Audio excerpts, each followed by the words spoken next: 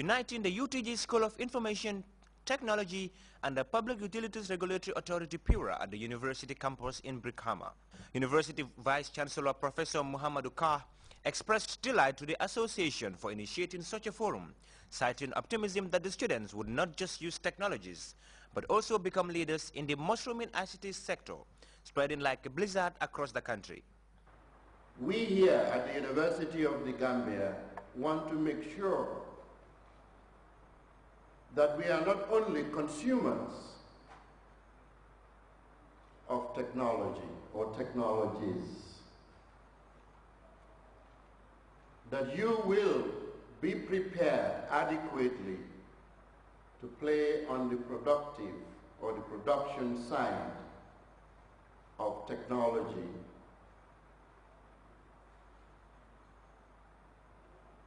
We are hopeful that you will brave up to set up the next generation of computing or related companies in this country that will not provide services and products not only to the Gambia and our communities, but product and services that will be demanded by many afar. Perceived as a major springboard to nation building, the Public Utilities Regulatory Authority, which attaches immense importance to ICT development, is closely watching the sector's growth. How can we upscale, the importance of ICT in the development of the country? And in the process, we received this correspondence from UTG and ITCA saying that they wanted to do, this particular conference. So we then discussed among ourselves, management, to see how we can collaborate with the association and use the association as a conduit to be able to transmit our efforts. So and then we then engage the association in discussions, and management made the decision to support the holding of this conference with satisfaction and definite sense of purpose. And the representatives from the Ministry of Higher Education, Research, Science and Technology wholly concurs that the sector is highly indispensable for national development.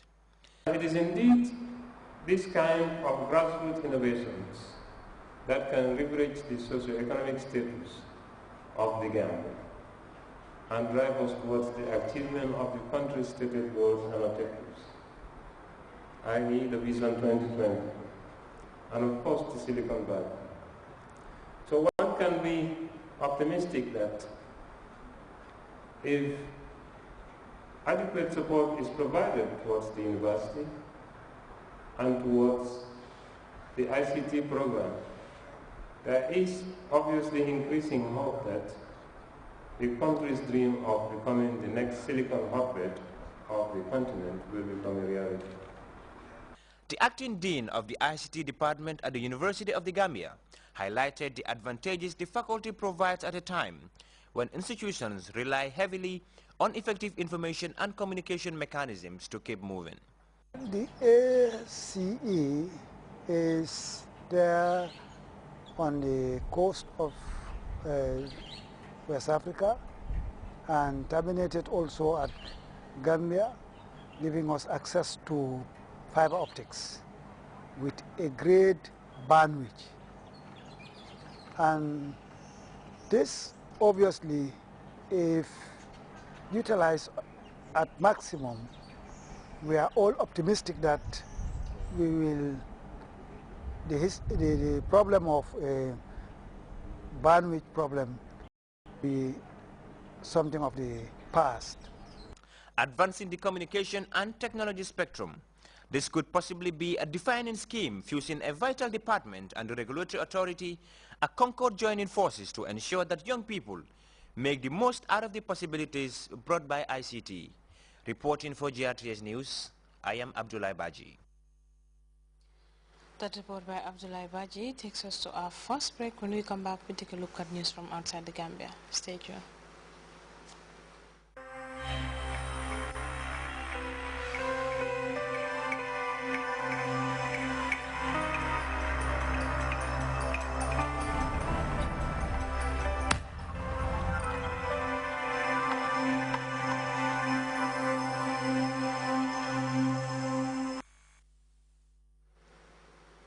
Welcome back.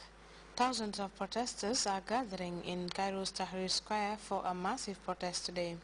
Anti-government demonstrators demand the ouster of Egypt's President Mohamed Morsi on his first-year anniversary in office.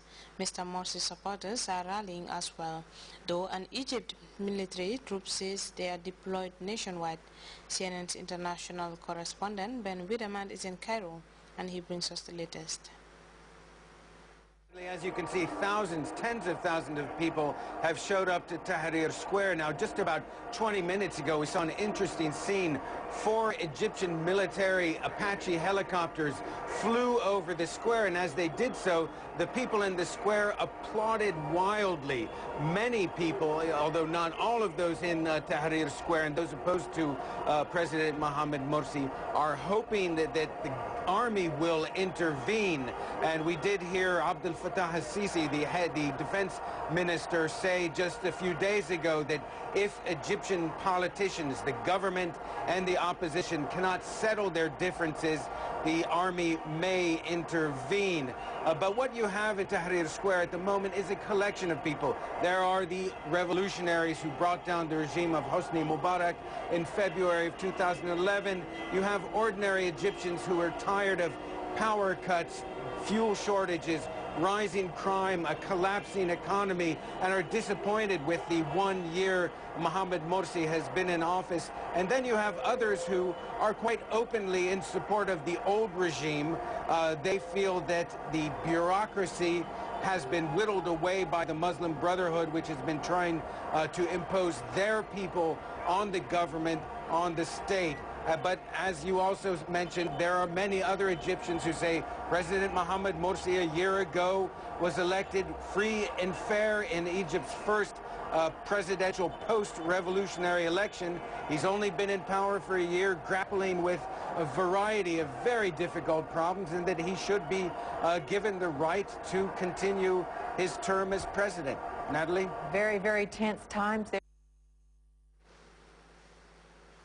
A German publication reports new revelations from fugitive leaker Edward Snowden. Der Spiegel says documents obtained by Snowden show Washington spied on the European Union radar offices in the United States and Brussels. Meanwhile, the French news agency AFP is quoting Ecuadorian President Rafael Correa as saying Russia will be the one to decide the destination of Snowden. But exactly where at that Moscow airport is Snowden right now? CNN tells us more. Touchdown at this Moscow airport. Still no sign of Edward Snowden. No one here seems to know where he is. It's even become a bit of a joke among some of the travelers. When I was going to the airport, when I said I'm traveling to Sheremetyevo, a commonplace joke became say hi to Snowden. We found a newspaper with his image on it and showed it to the woman at the coffee shop, and she gave us a stern "niet." But then the guy at the duty-free store, he gave us a lead. He said Terminal Yeah, which is E, which is where we are now. So searching, we came here to look. Searching for Edward Snowden. Something to tell your friends back home? Yeah, absolutely. Yeah. I already posted it on Facebook. What he's been accused of is no laughing matter, and it is possible that he never even stepped foot inside this very public departures and transit lounge. After all, he was reportedly carrying 4 laptops full of highly sensitive information. And there is a hotel that officials offer up to passengers in longer-term transit. It's a short bus ride away. Perhaps he's hiding out there. The mystery continues.